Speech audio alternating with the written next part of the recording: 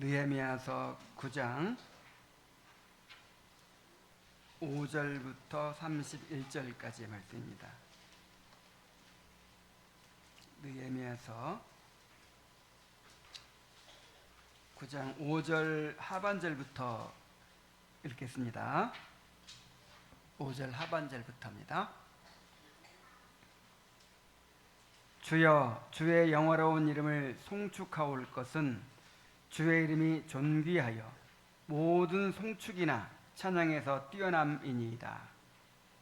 오직 주는 여호와시라. 하늘과 하늘들의 하늘과 1월 성신과 땅과 땅 위의 만물과 바다와 그 가운데 모든 것을 지으시고 다 보존하시오니 모든 천군이 주께 경배하나이다. 주는 하나님 여호와시라. 옛적에 아브라함을 택하시고 갈대아 우르에서 인도하여 내시고 아브라함이라는 이름을 주시고 그의 마음이 주 앞에서 충성됨을 보시고 그와 더불어 언약을 세우사 가나안 족속과 헷 족속과 아모리 족속과 브리스 족속과 야부스 족속과 기르가스 족속의 땅을 그의 씨에게 주리라 하시더니 그 말씀대로 이루셨사오매 주는 의로우심이로소이다. 주께서 우리 조상들이 애굽에서 고난받는 것을 감찰하시며 홍해에서 그들의 부르짖음을 들으시고 이적과 기사를 베푸사 바로와 그의 모든 신하와 그의 나라 온 백성을 치셨사오니 이는 그들이 우리의 조상들에게 교만하게 행하셨음을 아셨습니다. 주께서 오늘과 같이 명예를 얻으셨나이다. 또 주께서 우리 조상들 앞에서 바다를 갈라지게 하사 그들이 바다 가운데를 육지같이 통과하게 하시고 쫓아오는 자들을 돌을 큰 물에 던짐같이 깊은 물에 던지시고 낮에는 구름 기둥으로 인도하시고 밤에는 불 기둥으로 그들이 행할 길을 그들에게 비추셨사오며 또 시내산에 강림하시고 하늘에서부터 그들과 말씀하사 정직한 규례와 진정한 율법과 선한 율례와 계명을 그들에게 주시고 거룩한 안식일을 그들에게 알리시며 주의 종 모세를 통하여 계명과 율례와 율법을 그들에게 명령하시고 그들의 굶주림 때문에 그들에게 양식을 주시며 그들의 목마름 때문에 그들에게 반석에서 물을 내시고 또 주께서 옛적에 손을 들어 맹세하시고 주겠다고 하신 땅을 들어가서 차지하라 말씀하셨사오나 그들과 우리 조상들이 교만하고 목을 굳게 하여 주의 명령을 듣지 아니하고 거역하며 주께서 그들 가운데서 행하신 기사를 기억하지 아니하고 목을 굳게 하며 패역하여 스스로 한 우두머리를 세우고 종되었던 땅으로 돌아가고자 하였나이다. 그러나 주께서는 용서하시는 하나님이시라. 은혜로우시며 긍휼히 여기시며 더디 노하시며 인자가 풍부하심으로 그들을 버리지 아니하셨나이다. 또 그들이 자기들을 위하여 송아지를 부어 만들고 이르기를 이는 곧 너희를 인도하여 애굽에서 나오게 한 신이라 하여 하나님을 크게 모독하였사오나 주께서는 주의 크신 긍휼로 그들을 광야에 버리지 아니하시고 낮에는 구름 기둥이 그들에게서 떠나지 아니하고 길을 인도하여 밤에는 불 기둥이 그들이 갈 길을 비추게 하셨사오며 또 주의 선한 영을 주사 그들을 가르치시며 주의 만나가 그들의 입에서 끊어지지 않게 하시고 그들의 목마름을 인하여 그들에게 물을 주어 40년 동안 들에서 기르시되 부족함이 없게 하심으로 그 옷이 헤어지지 아니하였고 발이 부르트지 아니하였사오며 또 나라들과 족속들을 그들에게 각각 나누어 주심에 그들이 시온의 땅 곧 헤스본 왕의 땅과 바산 옥의 땅을 차지하였나이다. 주께서 그들의 자손을 하늘의 별같이 많게 하시고 전에 그들의 열조에게 들어가서 차지하라고 말씀하신 땅으로 인도하여 이르게 하셨으므로 그 자손이 들어가서 땅을 차지하되 주께서 그 땅 가나안 주민들이 그들 앞에 복종하게 하실 때에 가나안 사람들과 그들의 왕들과 본토 여러 족속들을 그들의 손에 넘겨 임의로 행하게 하시매 그들이 견고한 성읍들과 기름진 땅을 점령하고 모든 아름다운 물건이 가득한 집과 판 우물과 포도원과 감람원과 허다한 과목을 차지하여 배불리 먹어 살찌고 주의 큰 복을 즐겨 싸우나 그들은 순종하지 아니하고 주를 거역하며 주의 율법을 등지고 주께로 돌아오기를 권면하는 선지자들을 죽여 주를 심히 모독하였나이다. 그러므로 주께서 그들을 대적의 손에 넘기사 그들이 곤고를 당하게 하시매 그들이 환난을 당하여 주께 부르짖을 때에 주께서 하늘에서 들으시고 주의 크신 긍휼로 그들에게 구원자들을 주어 그들을 대적의 손에서 구원하셨거늘 그들이 평강을 얻은 후에 다시 주 앞에서 악을 행함으로 주께서 그들을 원수들의 손에 버려두사 원수들에게 지배를 당하게 하시다가 그들이 돌이켜 주께 부르짖음에 주께서 하늘에서 들으시고 여러 번 주의 긍휼로 건져내시고 다시 주의 율법을 복종하게 하시려고 그들에게 경계하셨으나 그들이 교만하여 사람이 준행하면 그들 가운데서 삶을 얻는 주의 계명을 듣지 아니하며 주의 규례를 범하여 고집하는 어깨를 내밀며 목을 굳게 하여 듣지 아니하였나이다.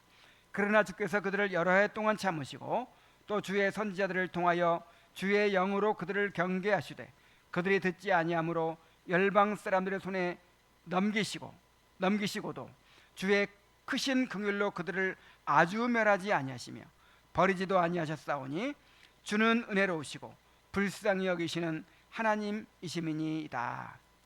아멘.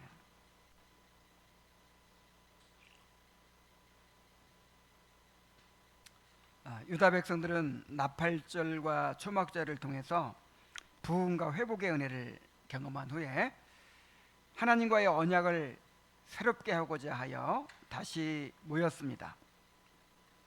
이 집회에서 먼저 3시간 동안 언약의 말씀을 낭독하고 이어서 3시간 동안에는 레위인들이 단에 올라가서 하나님을 찬양하며 또 큰 소리로 부르짖고 죄를 자복했습니다. 오늘의 본문은 레위인들이 인도한 유다 백성들의 찬양의 내용을 보여줍니다. 하나님의 이름을 찬양하고 하나님의 행하신 일들을 찬양하는데 특히 여기서 우리가 눈여겨볼 점은 이 기도에서 이스라엘의 지난 역사를 깊이 회고하고 있다는 것입니다. 자, 하나님을 찬양하는데 어떤 식으로 찬양한다고요? 하나님의 이름을 찬양하고 그 다음에는 하나님께서 행하신 일을 찬양하고 그 다음에는 지나온 역사를 회고하면서 그 역사 속에 나타난 하나님의 신실하심과 긍휼을 찬양합니다. 그래서 우리가 이 본문을 통해서 하나님을 어떻게 찬양해야 하는가 하는 것을 배울 수 있는 거예요. 특히 3번째 찬양 제목, 우리의 지나온 역사를 기억하는 것, 지나온 역사를 돌아보는 것이 얼마나 중요한가 하는 것을 오늘 배우게 되기를 바랍니다. 자, 하나님을 어떻게 찬양하는지 봅시다. 자, 그들은 먼저 주의 영화로운 이름을 찬양했어요. 5절 상반절에 오면 주여 주의 영화로운 이름을 송축하올 것은 주의 이름이 존귀하여 모든 송축이나 찬양에서 뛰어남이니이다, 이렇게 하죠. 자, 성경에서 이름은 단순한 호칭이 아니라 그 존재 자체와 본질을 나타내는 것입니다. 그래서 하나님의 이름 하면 하나님 자신을 가리키는 거예요. 더 정확히 말하면 계시된 하나님 자신을 가리키는 거예요. 우리가 하나님에 대해서 다 알 수 없어요. 하나님이 계시하는 만큼만 알죠. 그 계시하는 만큼의 하나님 자신을 뭐라고 하냐면 하나님의 이름이라고 해요. 이름이 거룩히 여김을 받으시오며, 하나님 자신이, 우리가 알고 있는 그 하나님 자신이 거룩히 여김을 받으시기를 원한다는 그런 기도죠. 그래서 하나님의 이름을 찬양합니다. 이 말은 누구를 찬양한다는 거예요? 하나님 자신을 찬양합니다.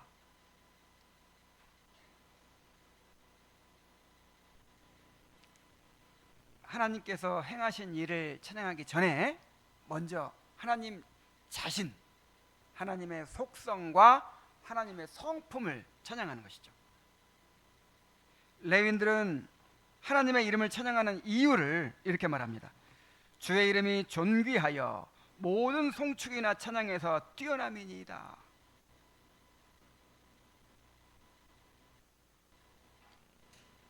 이 말씀이 무슨 뜻이에요? 하나님은 찬양받기에 합당하시다는 거죠. 마땅히 찬양받으셔야 한다는 거죠.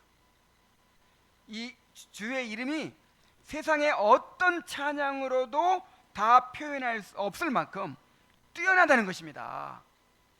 그러니까 우리가 아무리 찬양을 해도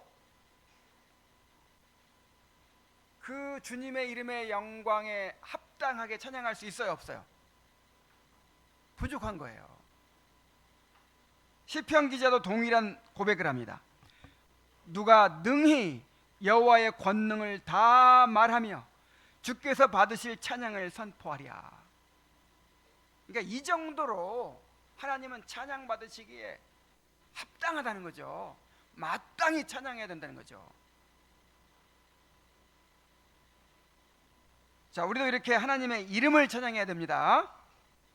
하나님의 행하신 일을 찬양하고 감사드리는 것도 귀하지만 그에 앞서서 하나님이 어떤 분인가 하는 것을 인정하고 찬양해야 돼요.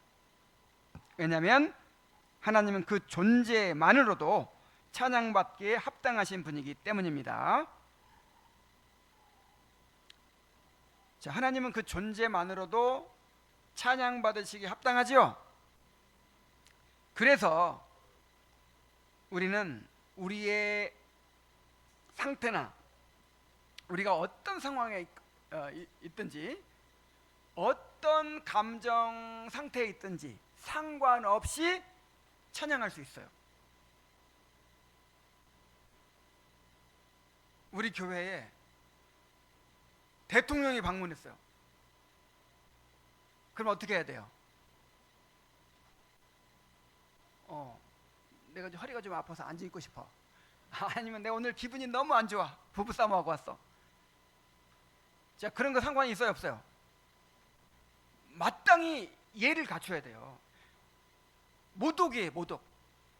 이 국가 원수가 우리 교회에 들어왔는데 여기를 방문했는데 그냥 무관심하게 앉아 있다든지 하면 이건 모독입니다. 마땅히 존경받아야 될 그 대상에 대한 모독이 돼요. 그래서 내가 좀 어디가 불편하고 뭐 이런 거 상관없어요. 아니면 내가 기분이 뭐 안 좋은 건 상관없어요. 무조건 일어나서 어떻게 해야 돼요? 인사해야죠. 그럼 하나님이 오시면 어떻게 돼요? 나는 지금 고난 가운데 있어서 지금 찬양할 수 없습니다. 말이 돼야 안 돼요? 하나님은 우리가 어떤 상태에 있든지 어떤 마음으로 있든지 마땅히 찬양받으셔야 됩니다. 찬양하지 않는 건 이것은 하나님께 대한 모독이에요.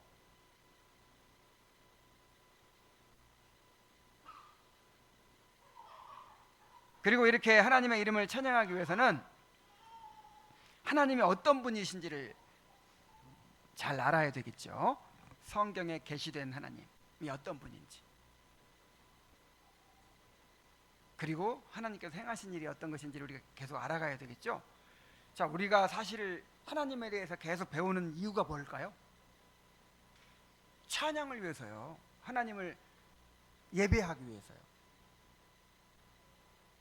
자, 이렇게 하나님의 이름에 대해서 찬양한 후에 그 다음에 이제 하나님께서 행하신 일들을 찬양합니다. 6절에서는 창조 사역을 찬양하고 7절부터는 하나님의 이스라엘 백성에 행하신 일들을 찬양하는데 두 번 다 주는 여호와시라는 고백으로 시작해요.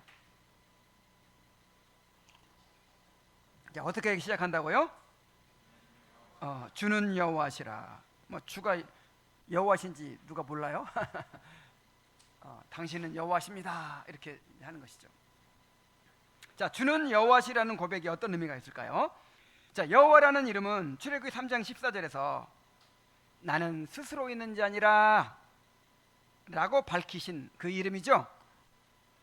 자, 여호와라는 이름은 영원히 자존하시는 하나님, 모든 존재의 근원이신 하나님, 그리고 자기 백성과 언약을 맺으시고 그 언약을 신실하게 지키시는 하나님을 나타냅니다. 그래서 이제 어떤 메시지를 선포할 때 그 메시지에 걸맞는 이름을 가지고 선포하거든요.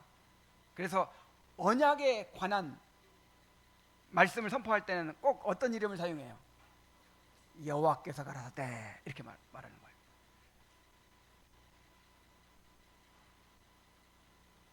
자, 그러므로 주는 여호와시라는 고백은 오직 하나님만이 참 하나님이시며 그들과 언약을 맺고 그들을 돌보시는 분임을 인정하는 고백입니다.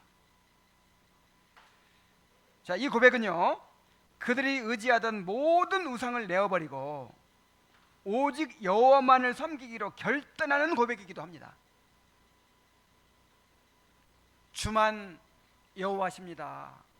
세상에 많은 우상들이 있고 많은 신들이 있지만 우리는 그것들 다 인정하지 않습니다. 오직 당신만이, 주님만이 우리의 여호와이십니다. 우리의 하나님이십니다. 이렇게 고백하는 것이죠. 자, 우리도 이렇게 고백해야 돼요. 우리는 하나님의 은혜로 살아가는 백성들이지만 세상에 살다 보면 자주 하나님을 잊어버리고 눈에 보이는 것들을 의지하게 되곤 합니다. 우리의 생명과 호흡이 하나님께 달려있고 모든 것을 하나님의 은혜로 누리고 있음에도 불구하고 하나님보다 눈에 보이는 물질을 더 의지하고 사람을 더 의지하고 그 외에 세상 것들을 더 크게 바라볼 때가 있죠. 자, 그러다 왔죠 지금. 그래서 우리에게 예배가 필요하고 찬양이 필요한 것입니다. 우리는 예배 가운데서 오직 하나님만이 우리의 구원자요 도움이심을 고백하게 되고 모든 우상을 내려놓게 되는 은혜를 경험하는 것입니다. 자, 하나님을 예배하고 또 하나님을 찬양하면서 맞아, 우리 하나님만이 우리가 믿고 의지할 분이시지. 우리 하나님만이 우리의 언약을 맺으시고 우리를 인도하시는 분이시지. 그래, 맞아, 우리 하나님만 의지하고 살아야 돼. 자, 이게 예배죠. 이게 찬양이죠. 자, 우리가 주일 공예배 때마다 이제 그 예배의 부름이라는 순서가 있어요. 자, 예배의 부름이 무슨 뜻이에요? 하나님께서 이제 우리를 예배로 불렀다는 것이기도 하고, 예배로 불렀으면 어떻게 해야 돼요? 하나님 이제 딱 만나면 어떻게 해야 돼요? 인사해야지, 인사. 그래서 이제 예배드리러 하나님 불러 왔죠? 와서 하나님을 딱 만나면 인사부터 해야 할 거 아니야, 인사부터. 그래서 우리가 먼저 인사하는 거예요. 불러주셨으니까. 뭐라고 인사하죠? 우리의 도움은 천지를 지으신 여호와 이름에 있도다. 이렇게 하나님을 불러요. 그럼 하나님이 또 그 인사에 응답을 해요. 하나님 아버지와 주 예수 그리스도로부터 너희에게 은혜가 있을지어다, 뭐 이렇게 강복 선언을 하시죠. 이렇게 인사를 주고받고 이제 교제가 시작되는 거예요. 그래서 우리가 어떻게 인사한다고요? 우리의 도움은 천지를 지으신 여호와 이름에 있도다. 이게 주는 여호와시라 이 고백이에요. 오직 천지를 지으신 하나님만이 우리의 하나님이십니다. 우리가 모든 우상을 버리고 오직 주님만을 의지합니다 하는 고백이에요. 이 세상의 헛된 우상들이 아니라 오직 하나님만이 우리 존재의 근원이시며 우리 삶의 유지자이시고 우리 영혼의 참된 만족이 되십니다. 이렇게 고백하는 거예요. 자, 그런 마음으로 고백하고 있습니까? 그냥 이게 형식이 아니에요. 정말 이 고백에 예배의 성패가 달려 있어요. 이 고백을 하면서 정말 그렇게 하나님을 마음에 모실 때 진짜 찬양이 나오고 신앙 고백이 나오고 또 그 하나님께로부터 나오는 말씀을 듣게 될 수 있는 거예요.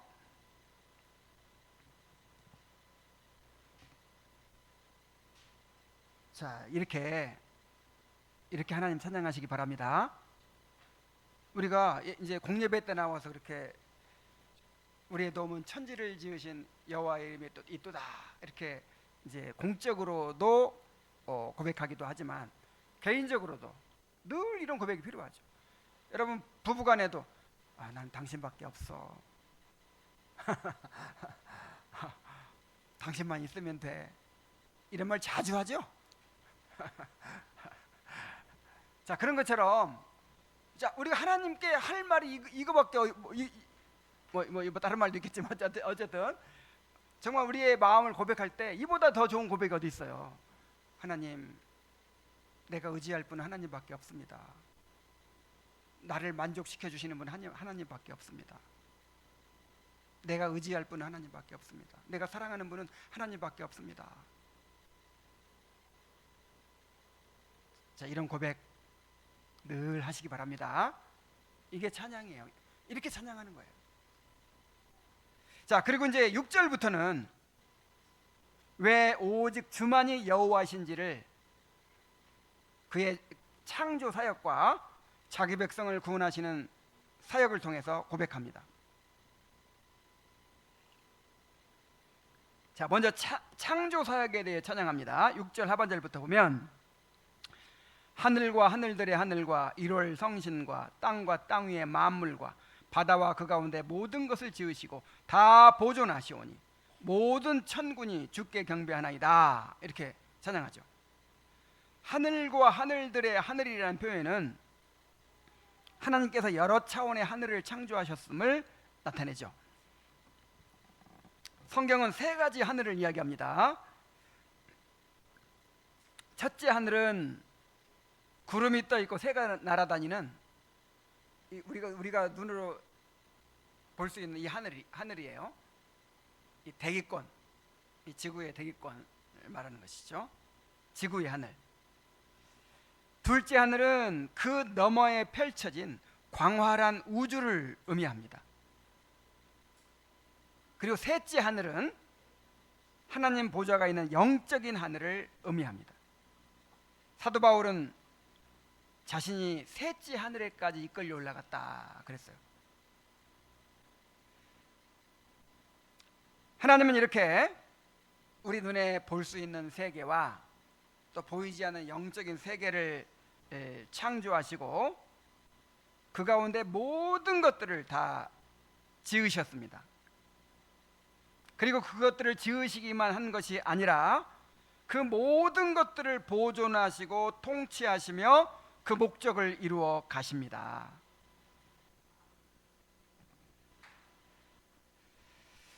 자, 이 만물을 우리 눈에 보이는 이 세계 만물을 창조하신 것만도 기가 막힌 일인데 그 창조의 목적이 또 있다는 거예요. 목적에 따라서 이 창조물을 보존하시고 그 다음에 뭐 하시고? 통치하시고. 보존하시고 통치하시는 걸 뭐라고 하죠? 누가 그랬어요 지금? 우리 송미정 성도님 그랬어요? 이야, 보존과 섭리, 이걸 아니 보존과 통치를 뭐라 그래요? 섭리. 섭리하신단 말이에요. 그래가지고 결국 하나님의 그 영광스러운 목적이 이루어질 거예요. 창조하신 그 능력으로 만물을 붙드시고 우리를 붙드시고 지금 모든 일을 주관하시면서 이끌어가고 계시는 거예요. 그러므로 이걸 보면서 모든 천군이 하나님께 경배한다고 합니다. 여기서 천군은 이 앞에 1월 성신과 단어는 같아요. 단어는 같지만 여기서는 이제 인격적인 천사들을 가리키죠. 하늘의 천사들이 지금 하늘의 천사들은 너무 신기하고 놀라운 거예요.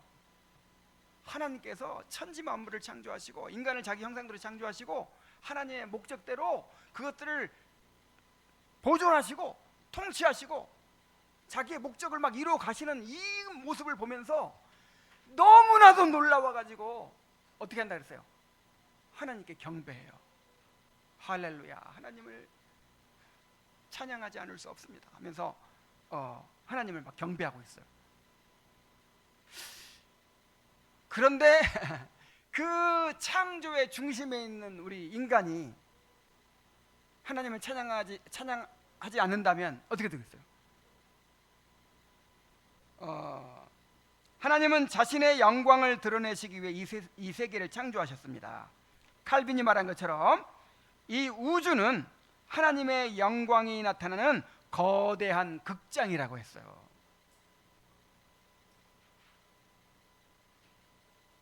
그리고 하나님은 그 영광을 바라보고 찬양하도록 우리를 하나님의 형상대로 지으신 거예요. 그러므로 우리는 마땅히 하나님의 창조 사역을 인하여 하나님을 찬양해야 합니다. 자, 칼빈은 또 이렇게 말했어요. 하나님의 영광은 이 창조 세계 가운데 뚜렷하게 새겨져 있으며 우리는 그것을 통해 그분을 찬양하지 않을 수 없다. 만일 누군가 이 모든 피조물에서 하나님의 지혜와 권능과 선하심을 보지 못한다면 그는 눈먼 자일 뿐이다. 이 아름다운 세상 속에 살면서 찬양이 안 나와. 그럼 그 사람 어떤 사람이에요? 영적인 맹인이에요. 하나님의 창조 사역을 묵상하고 찬양하는 일은 우리에게도 매우 중요합니다. 우리는 그분의 창조하심을 찬양할 때, 그분의 창조 사역을 찬양할 때 우리 삶의 근원이 하나님께 있으며 우리 삶이 유지되는 것 또한 하나님의 돌보심에 달려있고 우리의 참된 만족 또한 하나님 안에만 있다는 사실을 더욱 깊이 인식하게 됩니다. 그래서 우리의 도움이 하나님께 있습니다. 우리의 구원이 하나님께 있습니다. 이 고백할 때 어떤 말을 붙이죠?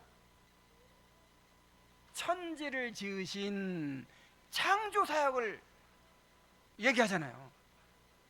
하나님께서 만물을 창조하시고 섭리하시는 걸로 봐서 우리의 구원은 누구에게만 있다? 하나님께만 있습니다.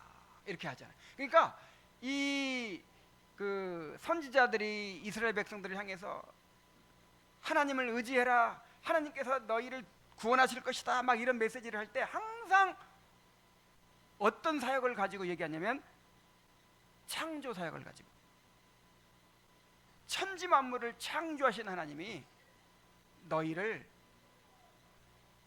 가나안 땅으로 인도하여 들이실 것이다.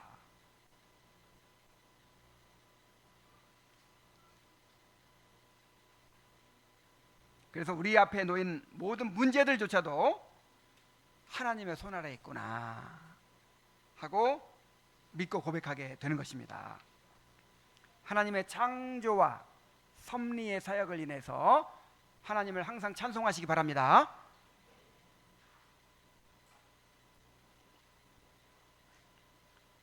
자, 맨 처음에 뭘 찬양하라고요? 하나님의 이름. 하나님의 이름은 하나님 자신이라고 그랬고, 더 구체적으로 말하면 하나님의 속성과 하나님의 성품을 말하는 거예요. 하나님의 전능하심, 지혜로우심, 또 신실하심, 또 사랑이 많으심, 긍휼이 풍성하심, 이런 하나님 자신에 대해서 찬양하는 것이고, 두 번째는 뭐라 그랬어요? 행하신 일인데 그 중에서도 창조 사역을 찬양하라 그랬어요. 자, 이제 세 번째는 뭐냐면 하나님께서 행하신 일 가운데 지난 역사를 회고하면서 언약에 신실하신 하나님을 찬양하는 거예요. 자, 오늘 제가 7절부터 31절까지 굉장히 긴 본문을 읽었죠. 그 내용이 다 뭐예요? 하나님께서 아브라함을 선택하셔가지고 아브라함에게 언약을 세워주시죠. 내가 너와 너의 자손과 언약을 세우리라. 그리고 너의 자손에게 뭘 주겠다? 가나안 땅을 기업으로 주겠다. 이렇게 이제 언약을 세워주시고, 그 언약을 어떤 과정을 통해서 이루어 주신지를, 그 역사를 계속 회고하죠. 어디까지 왔어요? 그래, 역사가 유다 자손들에까지 왔어요. 그 바벨론에 서로 잡혀갔다가 다시 돌아오게 해준, 거기까지 지금 온 거예요. 그러니까 아브라함부터 지금까지의 역사를 전부 다 회고하면서 그 가운데 나타난 하나님의 그 긍휼과 은혜와 그 신실하심을 찬양하는 거예요.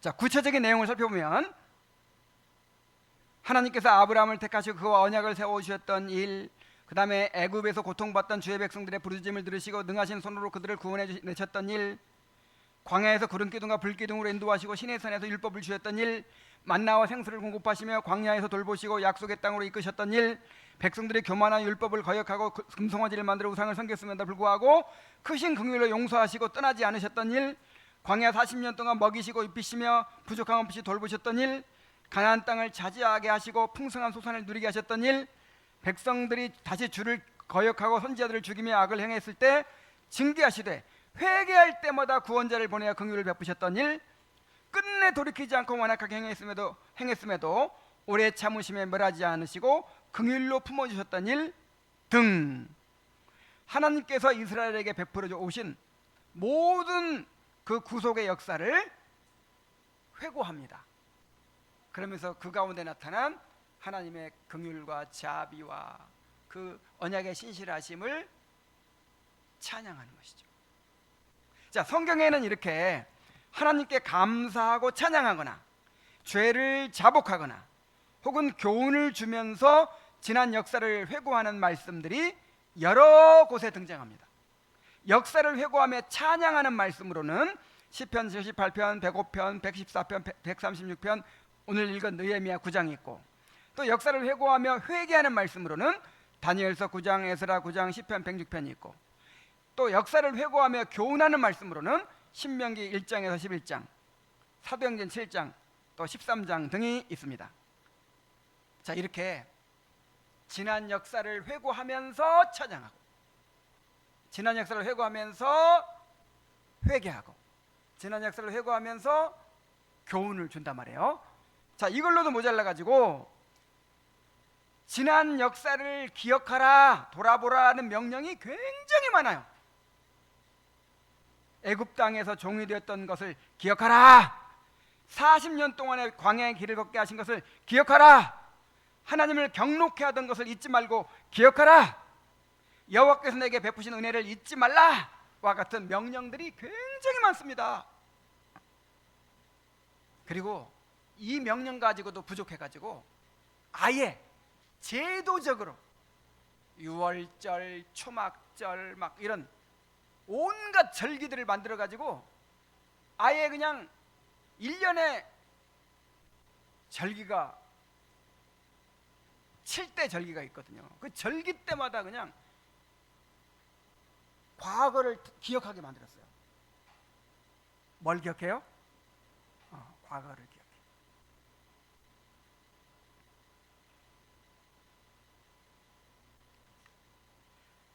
하나님께서 우리가 지나온 역사를 기억하는 것을 얼마나 중요하게 여기시는지를 알 수 있어요.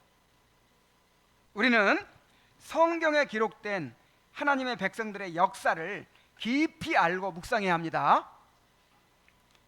여러분, 그 일반 계시의 수단이 몇 가지 있죠? 일반 계시의 수단. 하나님께서 어떤 방법으로 자기를 계시하십니까?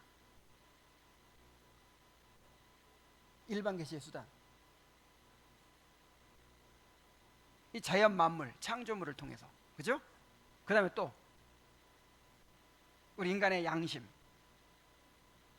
또 우리 마음에 새겨진 율법을 통해서, 또 뭐라고요? 그렇죠, 역사. 아이고, 이 답한 사람 저 상을 줘야 되겠어. 역사를 통해서, 지나온 역사를 통해서 계시하시는 거예요. 그러니까 지나온 역사가 하나님께서 행하신 역사죠? 그래요, 안 그래요? 정우기도 아는 걸 왜 몰라 이렇게. 자, 지나온 역사가 누가 행하신 역사예요? 그래서 이 역사 자체가 계시예요, 계시. 그러니까 우리가 역사를 공부해야 돼. 이스라엘 백성들의 역사, 성경의 역사를 통해서 우리가 하나님을 알게 되어야 돼요. 그 다음에 그 성경의 역사만 있는 게 아니라 교회사도 있죠. 교회사. 왜 그렇게 교회사를 강조하고 교회사를 많이 배웁니까? 이 교회 역사가 누가 행하신 역사예요? 하나님이 행하신 역사이기 때문에 이 교회의 역사를 통해서 우리가 또 하나님을 알게 되어야 합니다. 그리고 또 중요한 거, 우리 개인의 역사. 여러분 지금 도대체 몇 년 살았습니까? 60년 넘게 산 사람도 있고 40년 산 사람도 있고 30년 산 사람도 있고 이제 10년도 안 산 사람도 있고 근데 그 모든 역사가 누가 인도하신 역사예요? 하나님. 그래서 내 지나온 삶을 돌아보면서도 하나님의 그 은혜와 그 손길을 깨달을 수 있어야 돼요.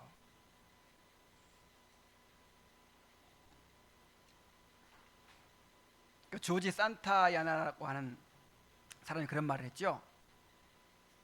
역사를 잊어버린 민족은 그 잘못된 역사를 어떻게 한다? 반복하게 된다. 역사를 통해서 배우지 못하는 민족은, 또 사람은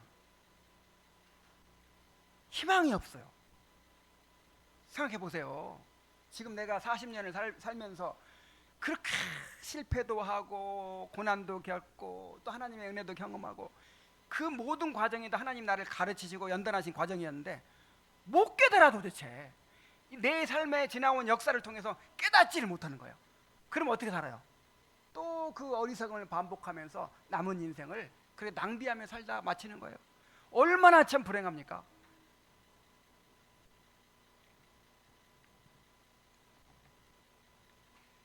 그래서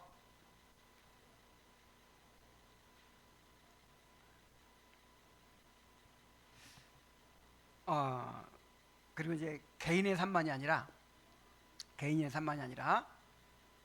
우리 교회, 우리 주님의 교회가 지금 세워지고 몇 년 지났어요? 10년이 지났잖아요. 그 10년 동안의 역사가 누구의 역사예요? 하나님께서 인도해 오신 역사죠. 자, 이 역사를 통해서 하나님을 알게 되어야 하는 것입니다. 그런데 나는 그렇게 함께 오래 신앙생활 하다가 갑자기 막 떠난 사람들 있잖아요. 너무 마음이 아픈 것 중에 하나가 뭐냐면, 하나님께서 그 지난 10년 동안 어떻게 우리를 인도해 오셨는지 그걸 우리가 다 알고 있죠. 근데 그걸 부정해 버리는 거예요. 그걸.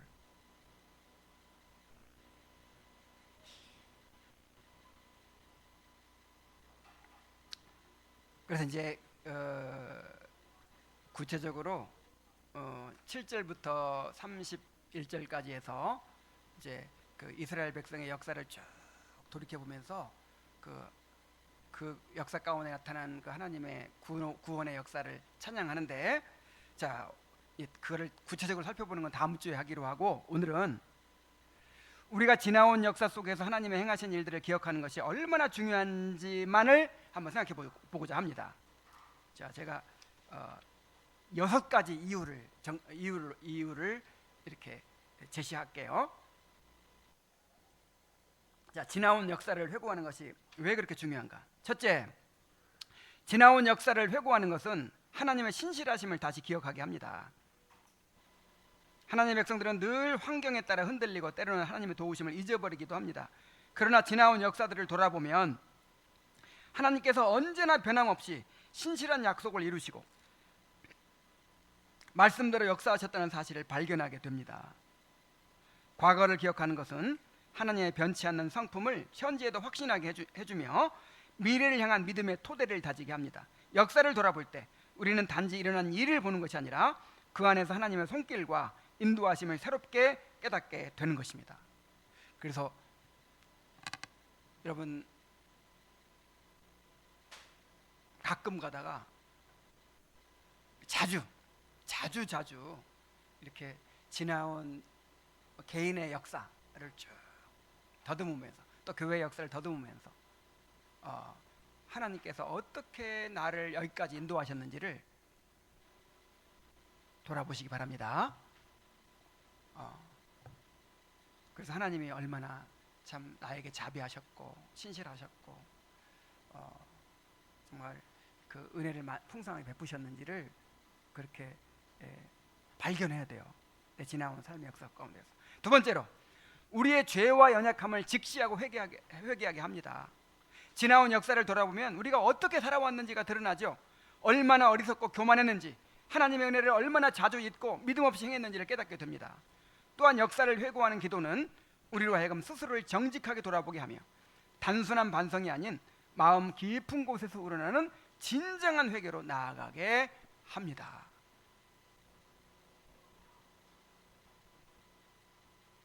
세 번째, 지금 우리가 어떻게 행해야 할지를 분별하게 됩니다. 지난 역사를 회고할 때 순종과 불순종의 결과가 분명히 드러납니다. 과거의 실패는 경고가 되고 하나님의 긍휼은 소망이 되며 신자의 길은 더 명확해집니다. 그리하여 회개와 결단과 실천으로 이어지게 됩니다.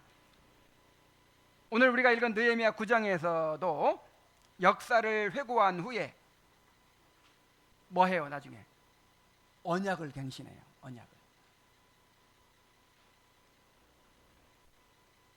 우리도 과거를 회고하고 교훈을 받음으로써 하나님과의 관계를 새롭게 하고 순종의 삶을 회복하게 되는 것입니다. 자, 네 번째로, 고난 중에도 소망을 품게 합니다. 우리가 과거의 고난 가운데 있을 때 하나님께서 어떻게 도우셨는지를 기억할 때 현재의 어려움 가운데서도 소망을 갖게 됩니다.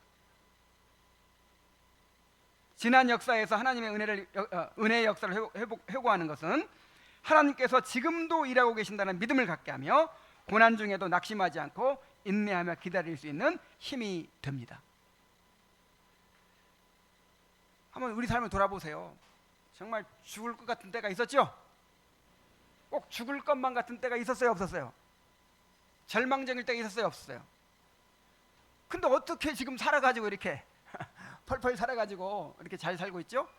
하나님께서 건져주시고 도와주신 역사가 있잖아요. 그런데 그거 다 잊어버려. 그리고 어떤 문제가 딱 나타나잖아요. 그러면 이제 또 세상 다 끝난 것처럼 절망을 해. 그런데 지나온 역사 속에서 하나님께서 나를 어떻게 도우셨는가, 어떻게 구원하셔서 여기까지 이르게 하셨는가를 이렇게 돌아볼 줄 아는 사람은 어떤 문제가 생겨도 그래, 애굽에서 그 바로의 소나기에서 우리를 구원하셨는데 이 문제쯤이야, 이렇게 믿음이 생기는 거예요. 아, 그때 그렇게 고난 가운데서도 하나님이 막 안 계신 것처럼 보였는데 사실은 하나님께서 섭리하고 계셨어요. 그러니까 이 문제도, 지금 내가 만나고 있는 이 문제도 하나님의 지금 섭리 가운데 있을 거야, 이런 믿음을 갖게 되는 거죠. 다섯 번째로, 믿음의 유산을 다음 세대에 전하는 통로가 됩니다. 자, 시편 78편처럼 과거의 하나님의 행하심을 기억하고 전할 때 자녀 세대가 망각과 타락의 반복을 끊고 믿음의 길을 걸어갈 수가 있게 됩니다. 이는 단지 교육적 효과만이 아닌 신앙의 생명력을 전승하는 중요한 방법입니다. 가정과 교회가 함께 역사를 기억하고 나눌 때 공동체의 믿음은 더욱 견고해집니다. 지금 제가 여러분들을 가르치는 거 내가 다 잘해서 가르치는 거예요? 실패를 통해서 배운 거야. 실패를 통해서 내가 방황하고 실패하고 얼마나 시행착오를 많이 겪고 이렇게 60몇 년 동안 이렇게 살아왔잖아요. 거기서 얻은 교훈이 얼마나 많겠어요. 자, 모든 사람이 다 이렇게 해야 될까요? 근데 여러분은 그렇게 할 필요가 없어. 내가 거기서 배운 걸 이렇게 전해주면 되는 거예요. 그러면 이제 다음 세대는 그런 시행착오를 거치지 않고 그런 실패를 거치지 않고 그렇게 하나님을 섬기게 되는 것이죠. 마지막으로 여섯 번째로, 하나님 중심으로 우리의 삶을 해석하게 됩니다. 세상은 역사를 인간 중심으로 해석하지만 우리는 하나님의 주권과 은혜의 관점에서 역사를 해석합니다. 하나님의 섭리와 구속사를 따라서 역사를 바라볼 때 현재의 사건과 상황도 하나님의 뜻 가운데 이해되고 해석이 됩니다. 이것은 신자의 삶 전체가 하나님의 계획 안에 있다는 확신을 심어줍니다. 그래서 내 개인의 삶을 돌아보는 것이나 아니 교회의 역사를 보거나 성경의 역사를 보거나 교회사를 보거나 누구의 역사로 봐야 돼요? His story, His story. 그의 역사, 그의 이야기로 봐야 되는 거예요. 그래서 이 신자는 그런 역사관을 갖게 돼요. 역사관을. 그래서 자기 삶에서 일어난 일들에 대한 그런 이 하나님 중심의 역사관을 가지고 그 해석하는 관점을 가지는 거예요. 자, 그렇지 않으면요, 아이고 재수가 없었어. 그때 내가 그 어떤 사람 잘못 만났어. 그냥 사람에 의해서 좌우되고 내 자신의 그 불완전한 의지에 의해서 좌우되고 우연에 의해서 좌우되고, 자 그런 인생이 되는 거예요. 그런 역사관을 가지고 그렇게 인생을 사는 사람은 얼마나 불행할까요?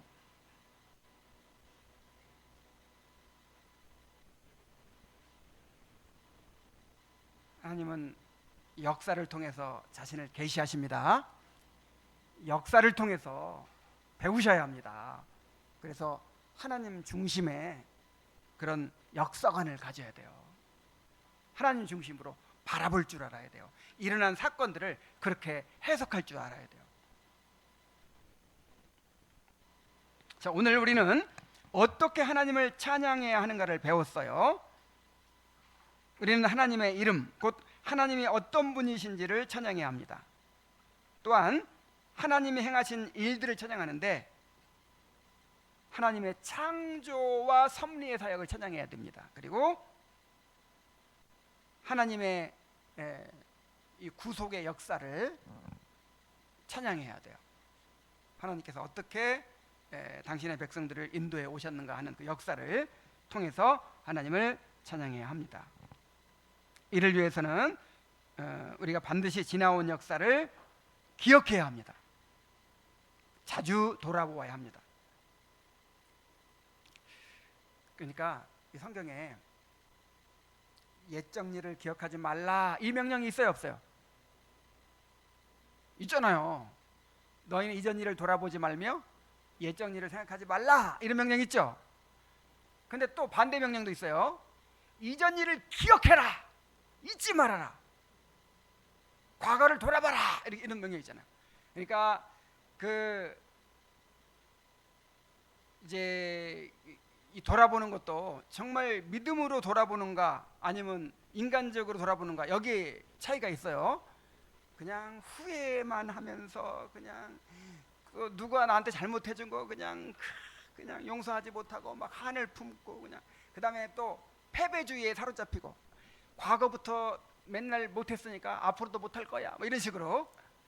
자, 이런 경우에는 이전 일을 기억하지 말고 생각지도 말아라 이 명령에 해당돼요. 과거에 계속 못해왔어도 앞으로도 못하리라는 법이 있어요, 없어요? 하나님은 우리의 팔자를 바꾸시는 분이에요. 새로운 피조물로 만드시는 분이에요. 그래서 과거에 얽매이지 말아야 돼요.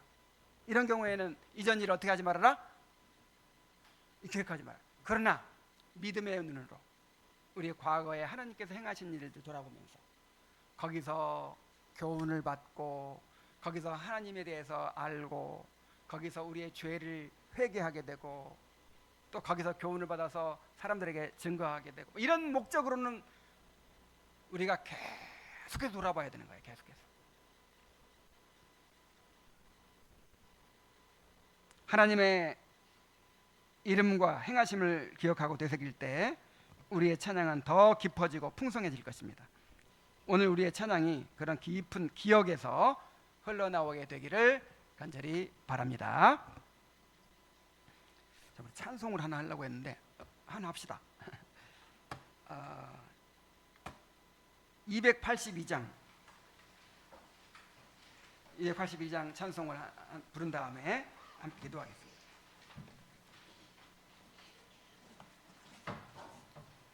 자, 시편 105편도 지난 일을 회고하면서 하나님께 감사하는 찬양이에요.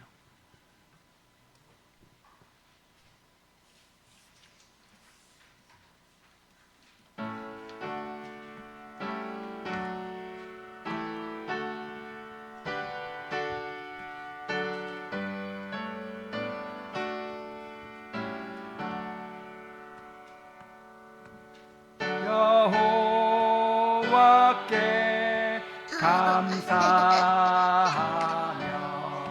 그 이름 부르라.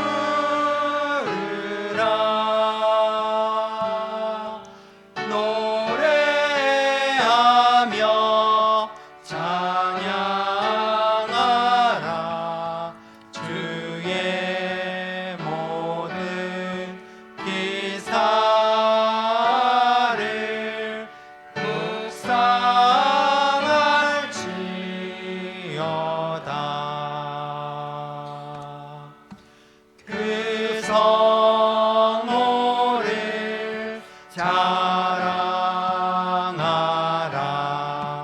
주를 찾는 자는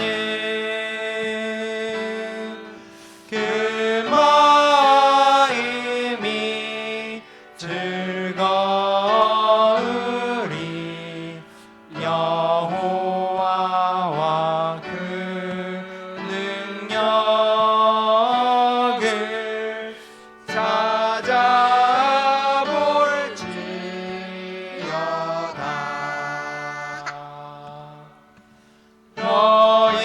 너희는 주가 행하신 기사 기억하느고.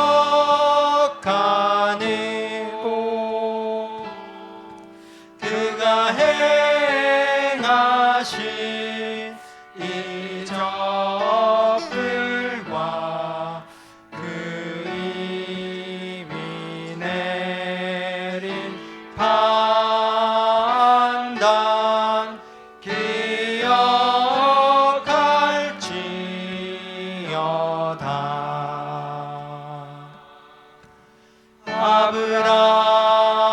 아브라함의 후손들아, 야곱의 자손아,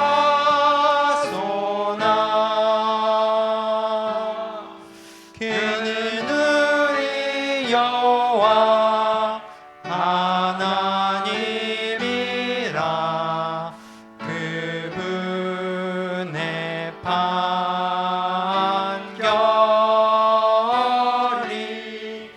온 땅에 있도다. 오늘 말씀에 따라